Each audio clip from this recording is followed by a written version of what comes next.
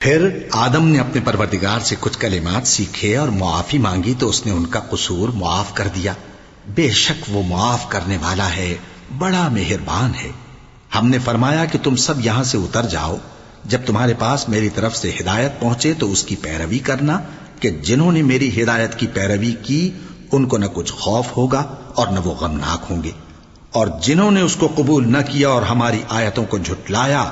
وہ دوزخ میں جانے والے ہیں اور وہ ہمیشہ اس میں رہیں گے۔ اے آل یعقوب، میرے وہ احسان یاد کرو جو میں نے تم پر کیے تھے، اور اس اقرار کو پورا کرو جو تم نے مجھ سے کیا تھا۔ میں اس اقرار کو پورا کروں گا جو میں نے تم سے کیا تھا، اور مجھی سے ڈرتے رہو۔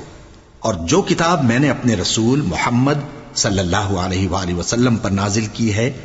جو تمہاری کتاب یعنی تورات کو سچا کہتی ہے، اس پر ایمان لاؤ اور اس سے منکر اول نہ بنو، اور میری آیتوں میں تحریف کر کے ان کے بدلے تھوڑی سی قیمت یعنی دنیاوی منفعت نہ حاصل کرو، اور مجھی سے خوف رکھو، اور حق کو باطل کے ساتھ نہ ملاؤ، اور سچی بات کو جان بوجھ کر نہ چھپاؤ، اور نماز پڑھا کرو اور زکوٰۃ دیا کرو، اور اللہ کے آگے جھکنے والوں کے ساتھ جھکا کرو۔